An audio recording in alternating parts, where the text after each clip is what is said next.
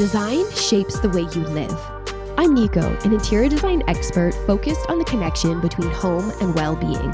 Using science, design, and professional expertise, I'll help you shape a space that elevates your mindset and enhances your well-being. Let's create space for better living, starting now. Today, we're uncovering the hidden power of, the hidden. This episode explores how concealed storage and thoughtfully integrated design solutions don't just make a space look calm and uncluttered, they actively support your mental well-being, reduce stress, and bring moments of joy into everyday rhythms. We'll talk about the neuroaesthetic benefits of hidden design, what it does for your brain and body, and how to create these elevated, intentional features throughout your home, from your laundry room to your bedroom. If you're curious about how to make your home feel a little more like a magazine and a lot more like you, this one's for you. Isn't anything that's hidden or concealed magic? Like, it's almost magical, isn't it? When you have a little hideaway or something that's behind something else, it's unexpected and you can only discover it when you look really hard, and it's really not just about making space and things disappear. It's about reducing stress and increasing ease and also creating moments of joy.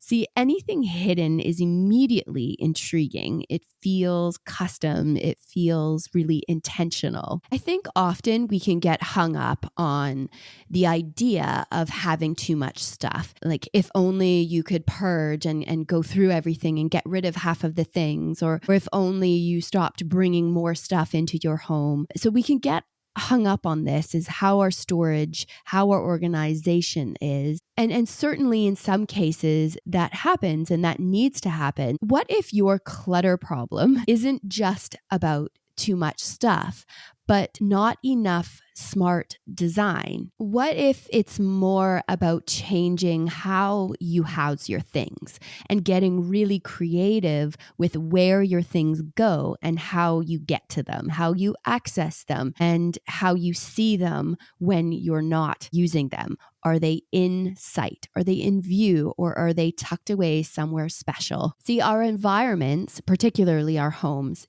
influence our emotions, our cognition, as well as our relationships. Think of the people that live in your home, if you share your home with someone, or if you have people that come visit. The way that your home is set up influences those relationships. And if you share your home with people, then the way that it's set up influence how every single person in the home moves through that home, how they find things, how they relate to things, what they see, what they feel. And often when things are out, they're in sight, they can feel like clutter, right? And clutter can affect so many things. It can affect our anxiety levels. It can affect sleep, your ability to focus. When there's a lot of visual stimuli, our brain sort of scans the environment and it's trying to make sense of it all. It's trying to see patterns, and essentially it's trying to find a place where it can rest. And when your brain registers order amongst chaos, it starts to see patterns, it gets a sense of order. It responds with a really calming effect. So immediately you will feel much more calm when your environment looks calm and your brain is actually able to find a place to rest, and it is able to make sense. It feels orderly. And the way we interact with things, that physical sense of interacting, if it's satisfactory, there's an ease to it. It flows. It doesn't feel jarring. It doesn't feel like it's going against your natural rhythms. And when we set things up to feel that way, it's because we've really thought it through. And I think when we talk about hidden storage, you've really had to think it through. And it has to be a very intentional choice. Often it can mean a little bit more construction. It can mean a little bit more design. It can mean a little bit more creativity. So because of that, you've had to really think it through. So our physical interaction really matters in that way. Because when things have a place, and that place is actually really beautiful, it brings us joy, and we love to look at it and interact with it. And when it's beautifully hidden and integrated, we not only feel more control, but we also engage more mindfully with our home. I worked on a project a while ago, and it was for a retired single woman who was downsizing, and she had sold a family home, a fairly large home, and was downsizing into a townhouse. The townhouse was a fairly large townhouse. It was still 3 bedrooms and 3 bathrooms, and it had, fairly large living areas. But we gutted the place, and in her entryway, as you came into the townhome, there was a closet. And in that entryway, there was a few areas where she could put her belongings. There was another closet that was accessible. And there was this one particular closet that was just in the middle of the entryway. And because she was a single woman, she didn't have a lot of things. She had just downsized. So she had gotten rid of a ton of stuff. And it was almost like a new start, really. She was bringing in just really special things. We were refurnishing, and everything was gutted, and it was going to be new and fresh. And this particular closet was just an area that was just not going to be used. So when we were looking at the layout of her entryway, we were looking at how we could get more flow and how it could be a more welcoming and inviting space for her. And the way that it was an odd shape. And the way that you came into the townhouse, there wasn't really any place for your eyes to land. You had a view down the hall, you had a view up the stairs, and then there was this closet right in front of you. So we looked at it as an opportunity to create a moment and to create a really special little area. So what we ended up doing was converting this closet to a sitting bench, and it had hidden storage. It had, so we had drawers, we had hidden storage above, and it was a place for her just to come and hang her coat and sit down and put her shoes on and all of that. But we really dressed it up. And the importance of that was so that as she interacted with it, it caused a moment of joy for her. It caused a moment of pause. When she walked in, that's where her eyes landed. It was her focal point. Her brain would have seen this. It would have felt very orderly. It was not overly cluttered. We added so many details to this bench area, this nook. And all of the drawers that were in there were custom. So, we took into account everything that needed to go into those drawers and everything that needed to be hidden, so that as she was using that area, it was customized and it was easy for her to access the drawers that hid all of her things. It was easy to access what she needed in a very orderly fashion. It was easy for her to put things back. And so a bunch of hidden storage within that was key. And then just dressing it up so it didn't look like a utilitarian little nook. It became a focal point and a design treat. In this case, I could have designed it in a way that was very utilitarian. I could have made it just very function forward. But instead, it was, how can we dress it up? How can we add layers of details here to conceal and hide what it actually was? So all of the things that she had to put away there, like her coats or her shoes, her boots, her purse, all of those things that she needed to drop as she came in, it was looked at as, how can we conceal that? How can we make it less obvious? And then how can we treat what's there in a way that feels really welcoming? And then as she's interacting with it, it feels like a little surprise as she opens her drawers and she sees how everything is organized and laid out and thought through. It's a little surprise. It sparks joy, and it just helps her remain functional, and then just give her brain that sense of ease and comfort. And there's no fight there. There's no fight in how she puts things away. There's no fight in how she organizes her comings and goings. So that's really important when we're thinking about doing hidden storage and we're thinking about concealing areas. Where is that opportunity to reduce friction? Where is the opportunity to reduce that fight visually as well as functionally? So for me, one of the things that we did immediately, because it was a closet, was remove the door. We built an extra deep bench that had a lift up top that had storage. We also had pull-out drawers. We added these beautiful vertical slats and open hooks for extra coats, a shelf with recessed lighting. We had hidden storage above, hidden storage below.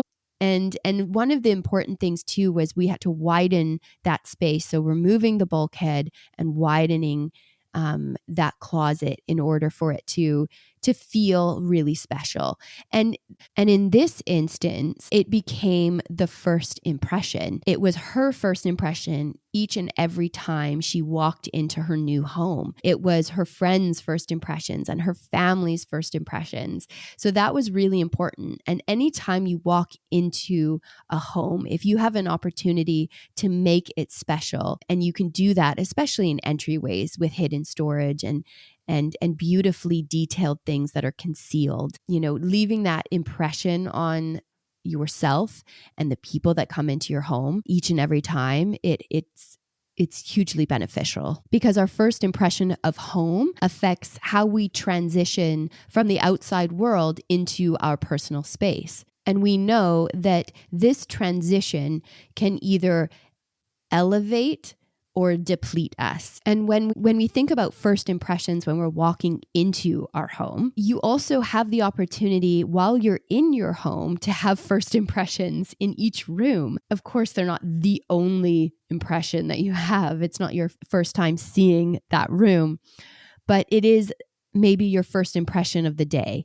Maybe it's your first impression seeing that room in that moment with that light, with that, whatever, right? If it's the morning time and the sunlight's coming through your window and you wake up and you walk down into that room, that's your first impression that day. If it's coming home from work and the sunset is coming through the window and you're turning on some lights as you walk in and you see the space, that's your first impression that day. So the idea of creating hidden storage and concealed rooms is really growing in popularity, and for good reason. I think we all sort of want to live in these edited homes, right? I think we want our homes to look very intentional and to have that sense of order, right? When you look in a magazine or you're looking at a beautiful room online, what do you see in that space? Where are your eyes going? Your eyes are going to the things like focal points, to the art, to the furnishings.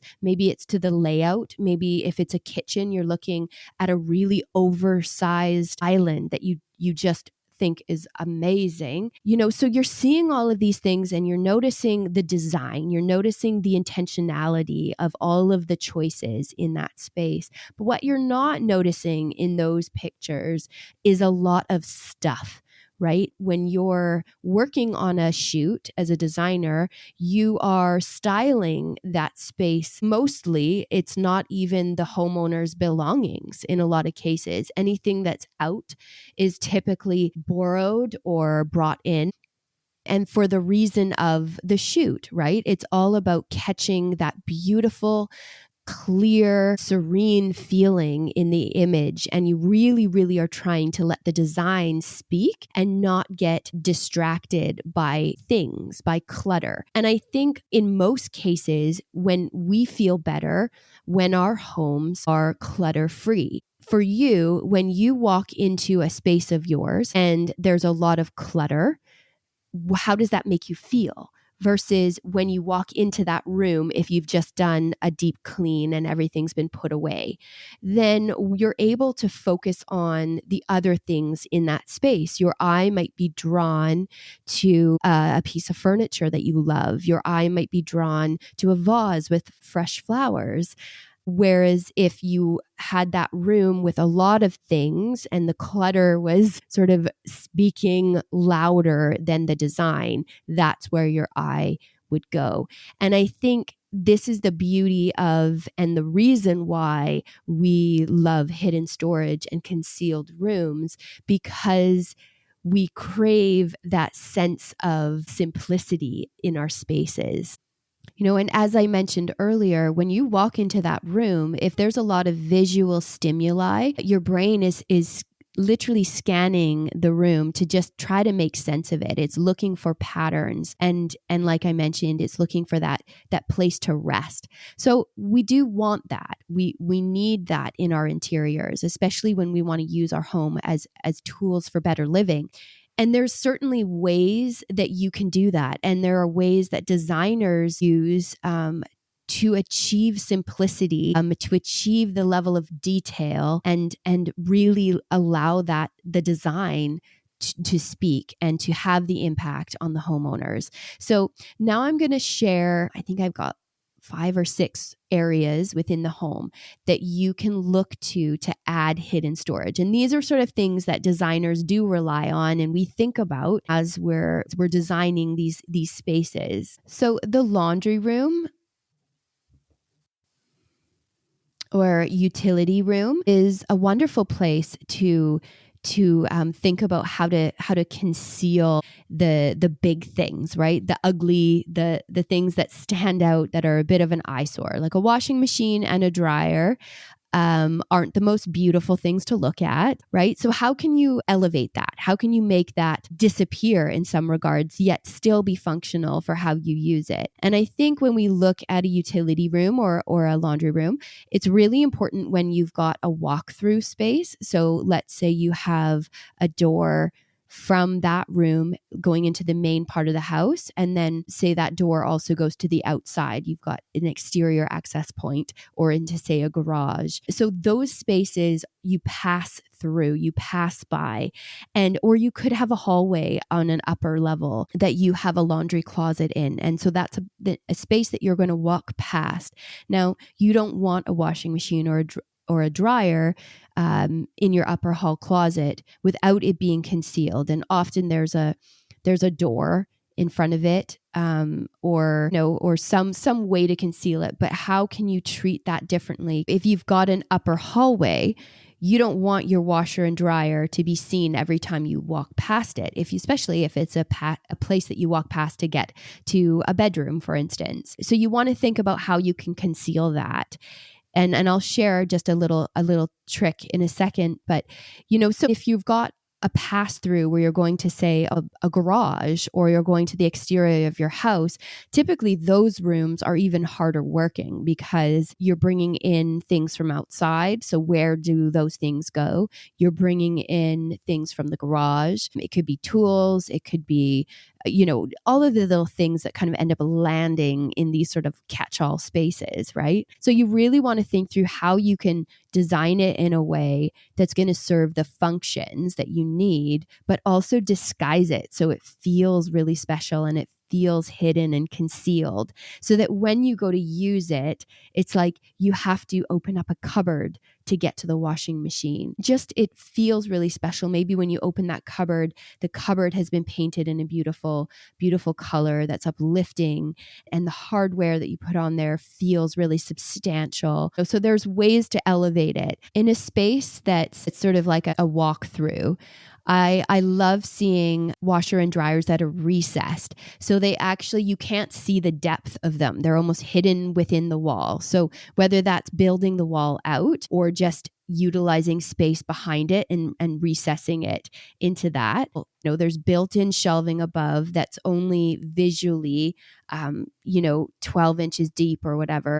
And then there's, the actual washer and dryer has door fronts on it. Counter above actually appears on the outside like it's just a sort of minimal ledge.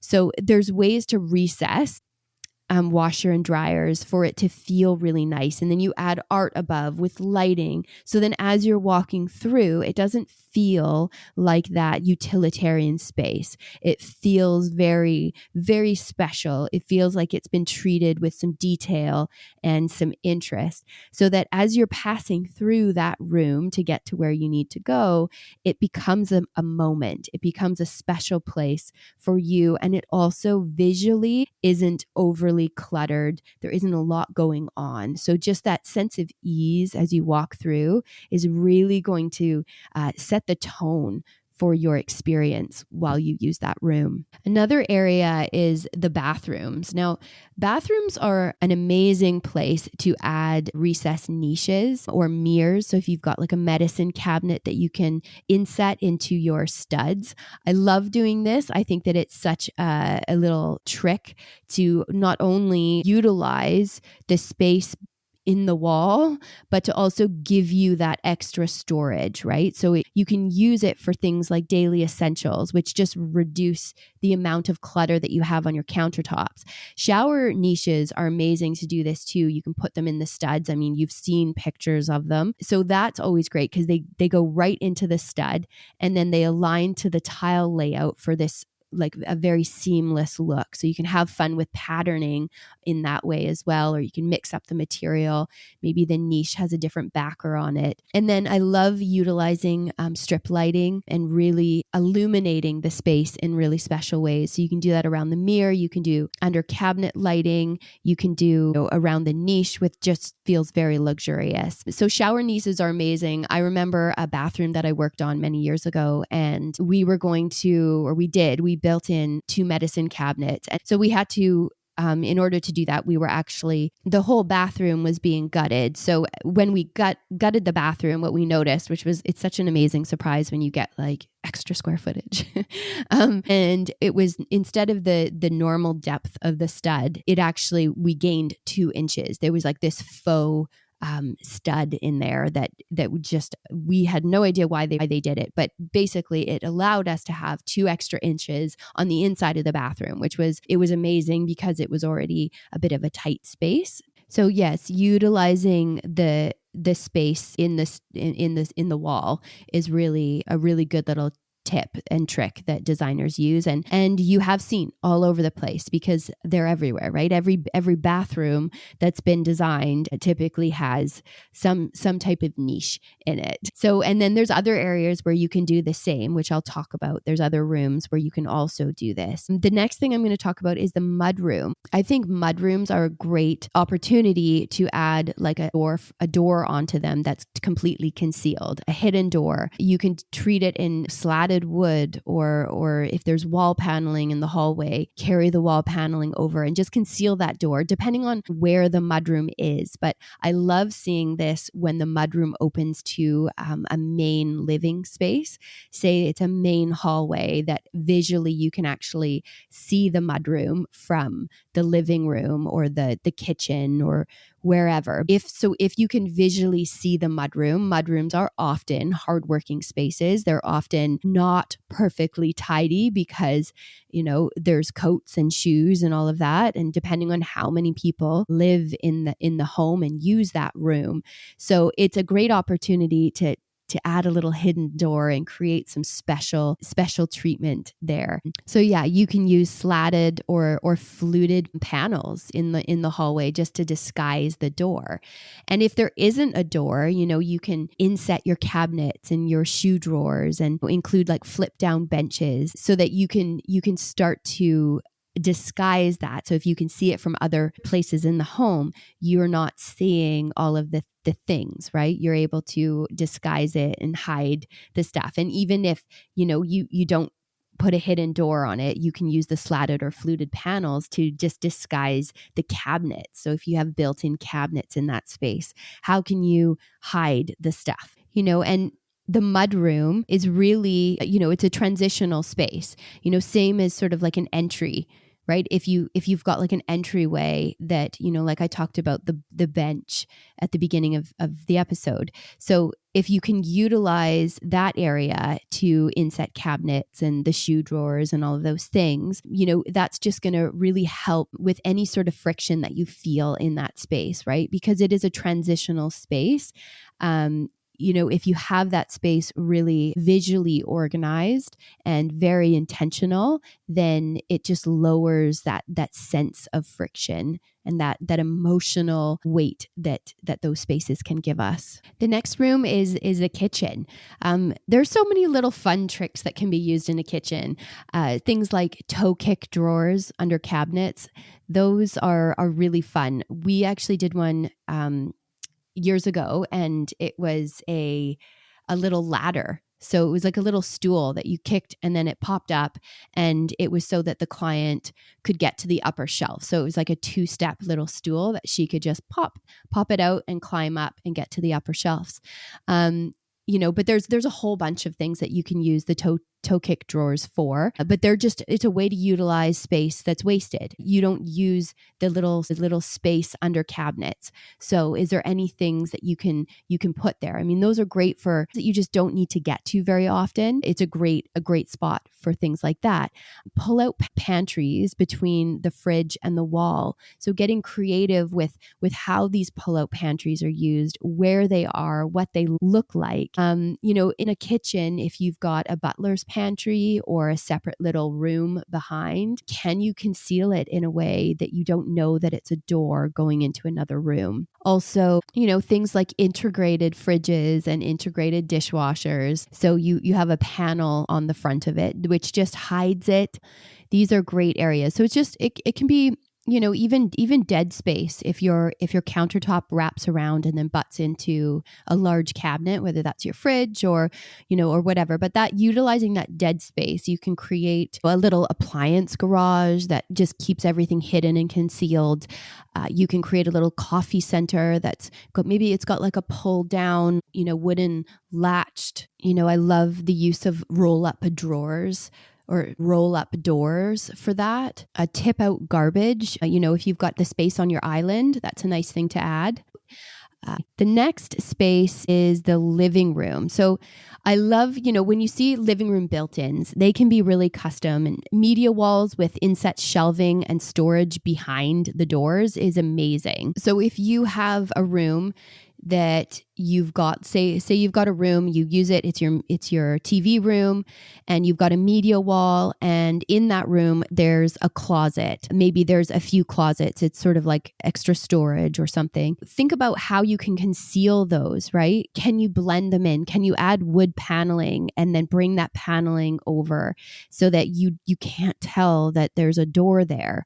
And then you make sure that what's in there, the storage that's in that cab or in that closet is really well thought through, and it's designed really meaningfully for all of the ways that you need it. So for all of the things that you need to store there, really, really, utilize that space. So make it successful, make it feel really intentional, make it feel very special so that when it's concealed, it feels like a treat. Even if it's a closet that it's just mundane things that you put in there, can you paint the inside of that closet a really bright color? If you want to tone everything else down, maybe this is your opportunity so that every time you open that closet door, it's like a treat for your senses. And, it feels really, really organized when you're in that space. If you have a little room off of that room, let's say it's a little snug or it's an office or even a playroom, think about adding a bookshelf there that's hinged and, you can swing it open and it conceals that room. The bookshelf becomes the door. These are really fun because as you're in the other room, you look over, it's a bookshelf, you've got all your things, and then you get to open the bookshelf and you get to go inside. It's that magical little feeling that you can create. It also helps to designate the room, right? So if it's a little snug and you're creating this room to be a place that you relax, you unwind, maybe you like to read there, then it helps to say, here's where we watch TV and here's where we chill. And having that doorway and that physical door case that is the door will help you kind of be able to distinguish those two rooms and to be able to really be intentional on how you use both of those spaces. You can imagine if there wasn't a door there, if maybe the door that is there just doesn't feel really intentional, there's nothing special about it, you're not really creating a moment, you're literally able to see into that room from the TV room and vice versa. So therefore, when we're looking at designating spaces and making sure we're very clear on room rules, that's really key. And it also just helps with how we perceive that moment when we walk through the door. And I've talked about this in other episodes, but as you cross that threshold, there are things going on in your brain at that time. And just to be able to have a distinction, a clear distinction between where you're leaving and where you're going. So doing that with a substantial bookcase that is hidden and concealed, that's just going to add to that feeling. Let's say that the room itself is a decent sized room and you can give up a little bit of space to conceal some cabinets. So I love seeing cabinets that are flanking the fireplace. And you see these cabinets and they look like they stick out, 16 inches or something, but yet you open the cabinet and you can pull out internal drawers and it's like twice the depth that it looks on the outside. In the room, it doesn't take up more space visually. And the last place I'll talk about is the bedroom. I mentioned earlier about the bathroom and how you can get niches in the bathroom. You can also do that in the bedroom. Now, with the bedroom, I love seeing niches on either side of the bed. I think, whether they're above the bedside tables, it's just a nice place to be able to display things. It's also a nice place to be able to put things that you need to place in your bedroom. So I would say, in this case, if you're just utilizing the depth of your studs, then obviously these shelves are going to be quite shallow, but you can, similar to what we did in the bathroom, where you can build them out a little bit, right? You can do that in the bedroom. The other option is to actually bring the wall forward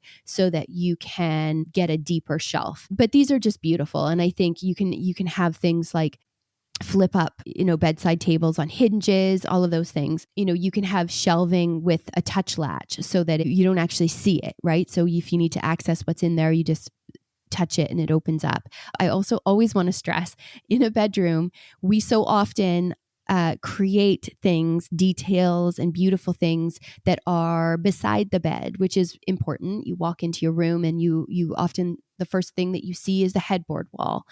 But you want to also think about when you're sitting up in bed at night or when you wake up in the morning, where do your eyes go? What do you see? Is there a chance to make a built-in niche opposite your bed so you see it in the morning and you can put beautiful things displayed on the shelves? So just look to that. But yeah, a bedroom, you can utilize the studs as well.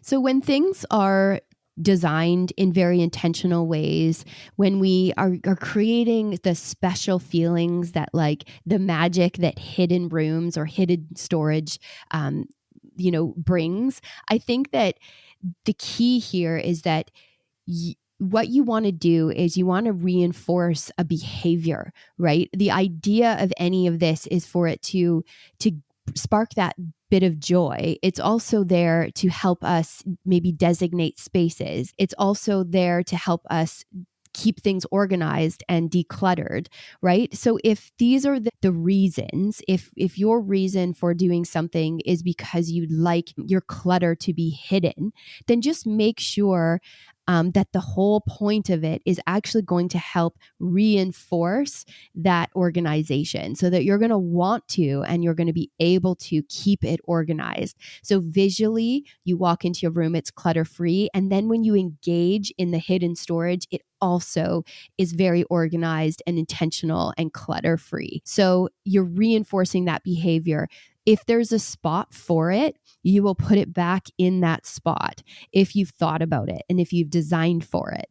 So yes, it can be beautiful, but it also has to bring you that sense of ease and it has to reduce that friction because we design for health and not just for style, right? So overlooked areas equals opportunity for wellness. So remember that. And then build storage into your walls, not just onto them, right? You're building storage into your spaces. And you always want to think about the rhythm of your day. What do you reach for? What do you engage with? What do you look at? What do you touch? What do you open, right? How can the design anticipate what's going to happen? right? So you need to know what's happening in order to design for it. It's just been designed with that intention in mind. Hidden storage isn't just a design trick. It's a wellness strategy. When we reduce visual noise and thoughtfully organize our spaces, we're not just creating beauty, we're supporting clarity, calm, and ease in our lives. From recessed cabinetry to concealed rooms, every overlooked inch of your home is a chance to create something magical, meaningful, and made just for you. Because this isn't just about hidden storage, it's about uncovering the full potential of your home.